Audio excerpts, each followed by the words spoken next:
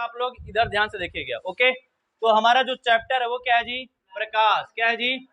प्रकाश को अंग्रेजी में क्या बोलते हैं? लाइट। क्या बोलते हैं? लाइट। क्या बोलते हैं जी? तो लाइट, ये प्रकाश होता क्या है? प्रकाश, तो अगर हम लोग, जाहिर सी बात है, प्रकाश अगर हम लोग रात में होते हैं, क्या होते हैं जी? कमरे में क्या होता है? अंधेरा होता है। कमरे में क्या होता है? तो अगर हम बल्ब या दीपक या कुछ ऐसी चीजें जला देते हैं तो हमें क्या होता है? वस्तुएं दिखाई देने लगती हैं और हम काम को आसानी पूर्वक कर सकते हैं। कर सकते हैं कि नहीं? कर सकते हैं ना? तो यानी कि प्रकाश के होने की वजह से हम लोग क्या करते हैं? हमें वस्तुएं दिखाई दे रही हैं, दिखाई दे रहा है, तो इसकी वजह से हम लोग क्या कर रहे हैं? काम अपना कर ले रहे हैं। उसके बाद अब पहले ये जो परिभाषा दी जा रही है ये पहले से दी जा रही है। अब इसका एग्जांपल बहुत अच्छे तरीके से देखिए। सोलर ऊर्जा है ना, यानी सौर ऊर्जा है। तो सूर्य के प्रकाश से हम लोग क्या कर रहे हैं? बिजली बना रहे हैं, और बिजली से हम लोग अपना काम कर रहे हैं। यानी प्रकाश की वजह से हमने क्या किया? बिजली बनाया और बिजली से अपना काम किया। तो मेन सोर्स कौन था? प्रकाश। इसीलिए कहा गया कि प्रकाश एक प्रकार की ऊर्जा है। अरे समझ गया? तो अगर कोई पूछेगा प्रकाश क्यों ऊर्जा, तो बता दोगे ना कि बस ऐसे रटोगे कि प्रकाश एक प्रकार की ऊर्जा है ना जी? तो प्रकाश एक प्रकार की कैसी ऊर्जा है जी? विकिरण ऊर्जा है। क्या जी? क्योंकि जो सूरज का प्रकाश है, यानी हमारा जो पृथ्वी है, पृथ्वी के कुछ ऊपर जाओगे तो आपको वायुमंडल मिलेगा, और वायुमंडल में आपको हवा मिलेगी, ठीक है? और कुछ ऊंचाई पे जाएंगे तो उसके बाद कुछ नहीं है, उसके बाद बस खाली निर्वात है। क्या जी? तो निर्वात है। तो यानी कि जो सूरज का प्रकाश है, निर्वात में वहां पे न तो हवा है, कुछ भी नहीं है।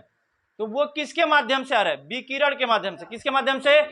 यानी उसको किसी माध्यम की आवश्यकता नहीं पड़ रही है। तो प्रकाश के लिए किसी, हो सकता है माध्यम भी चाहिए, हो सकता है माध्यम, तब वो प्रकाश गमन कर सकती। तो प्रकाश एक प्रकार की विकिरण ऊर्जा। यहाँ पे हम लोग ध्वनि चैप्टर में तरंग पढ़ेंगे। क्या पढ़ेंगे? तो प्रकाश एक प्रकार की विद्युत चुंबकीय तरंग है। कैसी जी? ये पूछ देता, प्रकाश कैसी तरंग है? विद्युत चुंबकीय। विद्युत, तो विद्युत चुंबकीय तरंग के रूप में चलती है। इसका अनुभव हम लोग किसके थ्रू करते हैं? अपनी आंख के द्वारा। आंख नहीं होगा तो बता सकते हैं कि प्रकाश है कि नहीं, ठीक ना? अब कोई वस्तु हमको दिखाई क्यों देती है? इसका रीजन क्या है कि अगर जो भी मतलब जिस वस्तु पे प्रकाश पड़ता है, जिस वस्तु पे, वो प्रकाश वहां से क्या होता है? रिफ्लेक्ट होता है और हमारी आंखों में आके उस वस्तु की फिगर बन जाती है। तो इसीलिए वो वस्तु हमारी, हमको क्या आती है? दिखाई देती है। यानी प्रकाश गया वहां पे, वहां से रिफ्लेक्ट होया और वो हमारी आंखों में आता है, और इसीलिए वो हमें अब वस्तु दिखाई देती है। इतना समझ में आ गया? उसके बाद क्या है? तरंग दैर्घ्य। क्या है जी? तो तरंगों का तरंग दैर्घ्य होता है। क्या होता है जी? तो जो प्रकाश की किरण है ना, जो प्रकाश का जो तरंग है, उसका जो तरंग दैर्घ्य होता है 3900। अगर ए के ऊपर बिंदु लिखा रहता है तो एक मात्रा के, उसे कहते हैं एंगस्ट्रॉन। क्या बोलते हैं? क्या बोलते हैं? तो प्रकाश का तरंग दैर्घ्य है वो 3900 एंगस्ट्रॉन से लेकर 7800 एंगस्ट्रॉन के बीच में होता। अरे समझ में आ गया इतना? तो वही पूछ देता है कि प्रकाश का तरंग दैर्घ्य कितना होता है? 3900 से लेके 7800 एंगस्ट्रॉन के बीच में। और एक एंगस्ट्रॉन बराबर होता है 10 के पावर माइनस में 10 लिखवाए हैं मीटर। कितना होते हैं जी? बहुत कम, बहुत। अरे समझ में आ गया उतना? दूसरा क्या है? प्रकाश की चाल। प्रकाश की, अगर कोई भी वस्तु, जाहिर सी बात है, अगर एक स्थान से दूसरे स्थान पे जा रही है तो उसकी चाल होगी कि नहीं? अरे होगी ना। जिसे हम ही लोग चलते हैं, बाइक चल रही ना, तो कहते हैं ना कि 40 की स्पीड से जा रहा है, और उधर आ रहा है तो कह रहा देखा मरे वाला है, कहा मरी। अरे बोलते हैं ना जी। तो जिस प्रकार बाइक का एक स्थान से दूसरा स्थान पे जा रहे हैं तो चाल है, तो उसी प्रकार प्रकाश भी तो एक स्थान से दूसरा स्थान जा रही है, तो उसका भी तो चाल होगा। तो ये सबसे पहले किसने बताया था? रोमर साहब ने। किसने? यानी रोमन साहब ने बताया था किसके बारे में? प्रकाश की चाल के बारे में। तो प्रकाश माध्यम में भी चल सकती है और बिना माध्यम के भी चल सकती। अरे सुन आया? प्रकाश को चलने के लिए माध्यम होगा तब वो चलेगा, नहीं रहेगा तब वो चलेगा, ठीक है? कह रहे सबसे अधिक कहां पे होता है जी? निर्वात में। क्या है जी? कहां पे होगा? निर्वात में। यानी जहां पे कुछ नहीं, न तो हवा है न तो कुछ है, एकदम खाली स्थान है, तो वहां पे प्रकाश सबसे अधिक रफ्तार से चलती। उसकी रफ्तार कितनी होती है? 3 × 10 के पावर 8 मीटर पर सेकेंड। अगर उसको किलोमीटर में बदलेंगे तो आएगा 3 लाख किलोमीटर पर। यानी प्रकाश 1 सेकेंड में 3 लाख किलोमीटर चलती। अरे कुछ पहले बड़ा, ये बहुत दूरी है, ये 3 लाख। सोचोगे तो मतलब कि समझ में नहीं आएगा। अरे पल्ले पड़ल। तो यानी प्रकाश की चाल कितनी होती है? 3 लाख किलोमीटर पर, यानी पलक झपकाए 3 लाख किलोमीटर दूर चले गए। कहाँ? ऊपर, बस ऊपर जा सकते हैं, नीचे नहीं जा सकते, ठीक ना, क्योंकि नीचे जगह नहीं, ऊपर जगह है, ठीक है। अब आते हैं कहाँ पे, इतना समझ में आ गया भाई, इतना पहले पढ़ा ना। अब आते हैं कि प्रकाश के स्रोत, क्या है जी? प्रकाश के तो जाहिर सी बात है कोई भी प्रकाश उत्पन्न हो रहा है, यानी प्रकाश आ रहा तो कहीं ना कहीं से आ रहा होगा, यानी किसी न किसी वस्तु से प्रकाश उत्पन्न हो रहा होगा ना, हो रहा होगा कि नहीं? अरे हो रहा होगा। तो उसी को कहते हैं प्रकाश का स्रोत, यानी प्रकाश कहां से उत्पन्न होके आ रहा है। तो ये जो स्रोत होते हैं, सोर्स होते हैं, वो 2 टाइप के होते हैं। कितने जी? कितने टाइप के? 2। एक होता है प्राकृतिक स्रोत और दूसरा होता है कृत्रिम। क्या होता है जी? प्राकृतिक स्रोत और कृत्रिम या मानव निर्मित स्रोत। कितने स्रोत? 2। एक तो प्राकृतिक स्रोत और दूसरा कृत्रिम या मानव निर्मित। अरे समझ में आ गया? तो प्राकृतिक स्रोत नाम से ही पता चला है, प्राकृतिक यानी प्रकृति में जो चीजें होंगी और जहां से प्रकाश उत्पन्न हो रहा होगा उनको हम क्या बोलेंगे? प्राकृतिक स्रोत। तो इस स्रोत में हमको क्या दिखा? सूरज दिखा। क्या दिखा जी? सूरज अपने आप प्रकाश उत्पन्न हो रहा है। तारे बहुत सारे हैं तो तारों से प्रकाश उत्पन्न हो रहा है। उसमें चंद्रमा को नहीं लेंगे क्योंकि चंद्रमा दूसरे के प्रकाश, जब सूरज का प्रकाश पड़ता है तब वो चमकता है, नहीं पड़ेगा तो जैसे चंद्रग्रहण में दिखता है ना जी, पृथ्वी बीच में आ जाती है तो उसका काला काला दिखाई देता है ना, यानी उसके पास अपना प्रकाश नहीं है। सूरज का प्रकाश पड़ेगा तो चमकेगा, नहीं पड़ेगा तो जितना दूरी पड़ता है उतना दूरी वो दिखाई देता, ऐसे मतलब उसकी बनती है ना। तो अभी और क्या, जुगनू और कुछ समुद्री, तो जुगनू से भी प्रकाश उत्पन्न होता है ना जी, उसको कोई दूसरा कोई देता है उसका अपना प्रकाश उसका।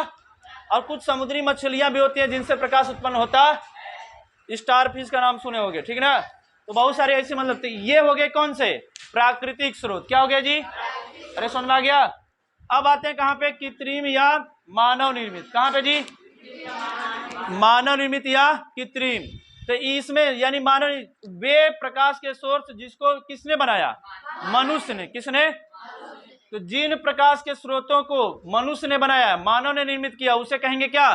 कृत्रिम या मानव निर्मित स्रोत प्रकाश के। तो क्या क्या बनाया मानव ने? पहले बनाया मसाल। क्या बनाया जी?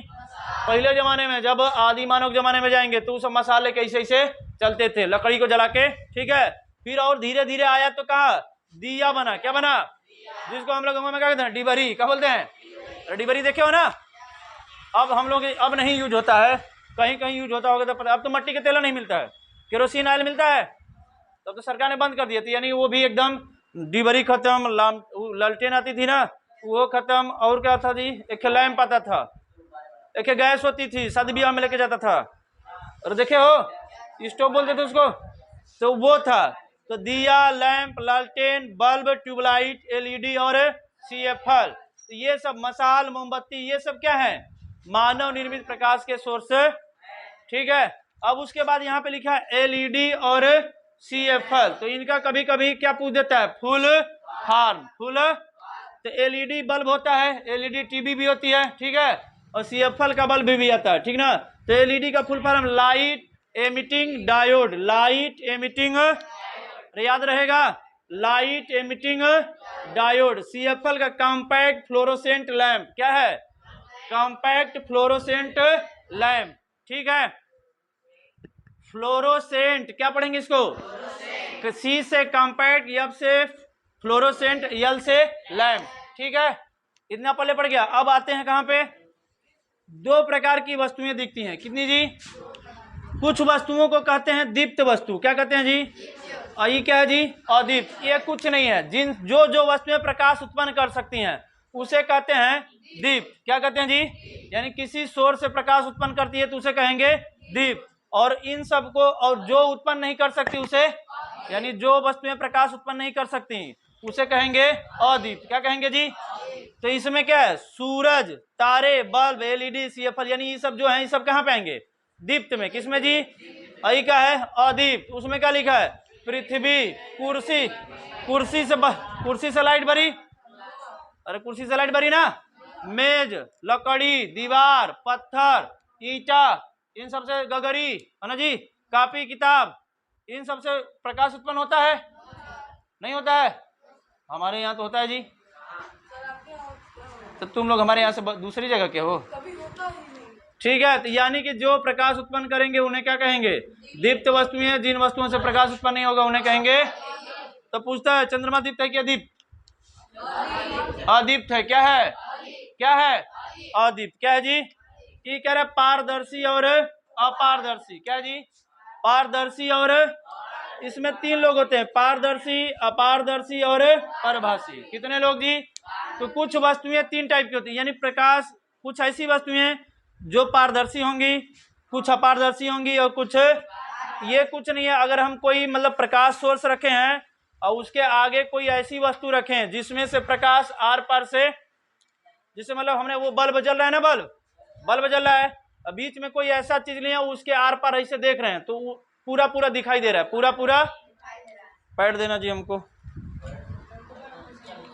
जैसे कि वो बल्ब जल रहा है तो यहाँ पे जब मैंने इसको लगा दिया आगे तो बल्ब दिखेगा, एक कैटेगरी हो गई।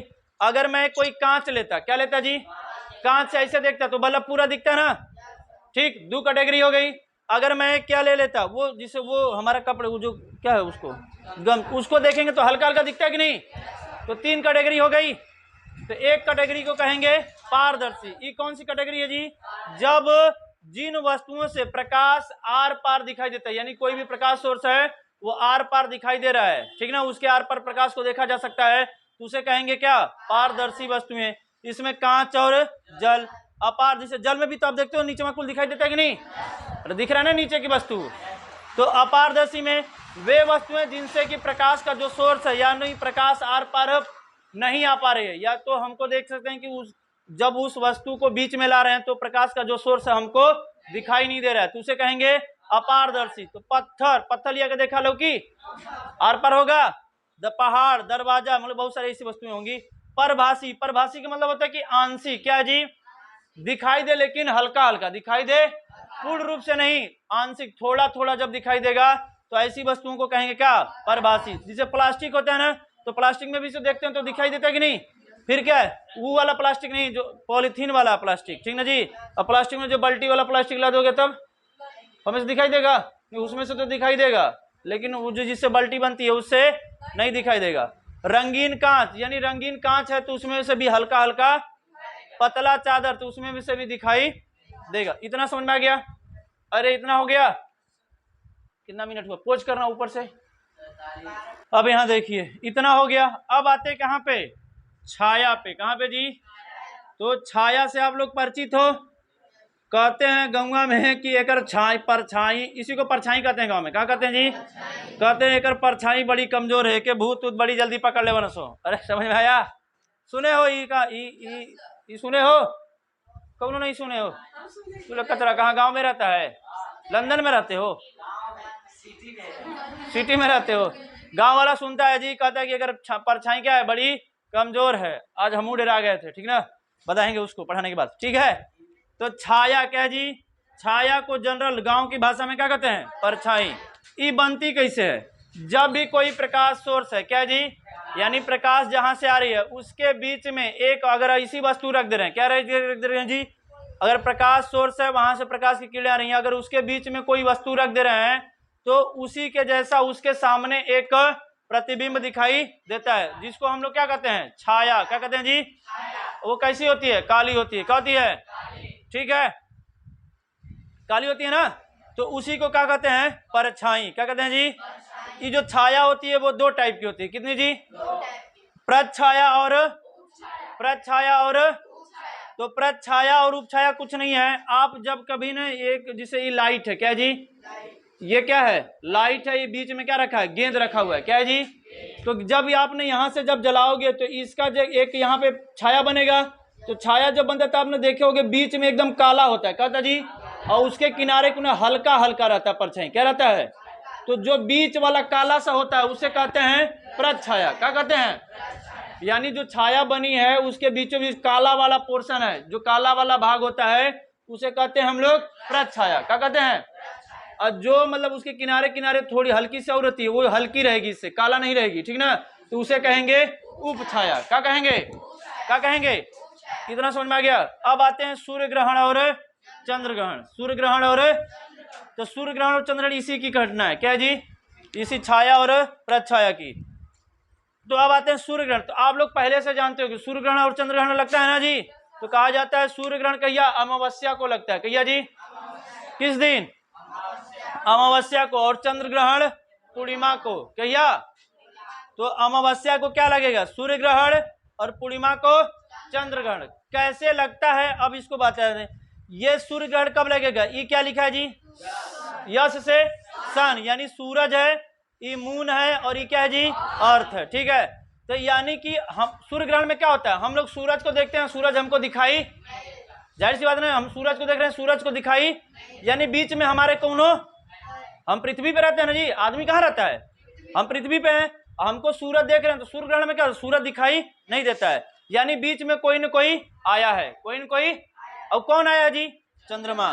तो यानी जब सूरज और पृथ्वी के बीच में कौन आ जाता है, चंद्रमा, तो उसे हम क्या कहते हैं, तब वो जो घटना होती है उसे कहते हैं सूर्य ग्रहण। क्या कहते हैं, अरे समझ में आया, तब उसे क्या कहेंगे, सूर्य। तो पूछता है सूर्य ग्रहण कब लगता है, जब सूरज और पृथ्वी के बीच में कौन आ जाएगा। जाहिर सी बात है, हम लोग कहाँ पे हैं, पृथ्वी पे, और हमको सूरज नहीं दिखाई दे रहा था, यानी बीच में कौन आया होगा, बचा एक के कौन, चंद्रमा, ठीक है। सूर्य ग्रहण कब लगता है जी, अमावस्या को। अब आते हैं चंद्र ग्रहण पे, कहाँ पे जी, तो चंद्र ग्रहण कब लगता है, जब सूरज और मून के बीच, यानी चंद्रमा के बीच में कौन आ जाएगा, और अब इसका सिंपल समझते हैं, यानी कि हमको ये चीज पता है कि चंद्रमा के पास अपना तो प्रकाश है नहीं, अपना प्रकाश है, अरे अपना प्रकाश है, वो खुद से नहीं चमकता है, वो किससे चमकता है, जब सूरज का प्रकाश जाके उस पर पड़ेगा तो वो चमकता है, ठीक है।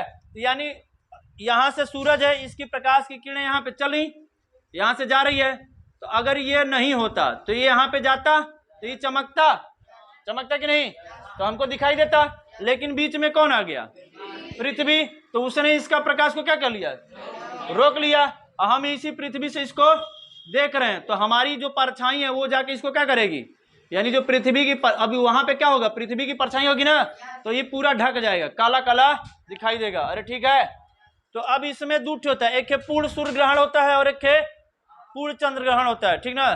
जब पूरा ढक जाएगा तब हम कहेंगे पूर्ण सूर्य ग्रहण, और पूरा जब चंद्रमा ढक जाएगा तो उसे कहेंगे पूर्ण चंद्र ग्रहण। आधा आधा रहेगा तो उसे कहेंगे हम आंशिक, क्या बोलते हैं, आंशिक, क्या बोलते हैं जी।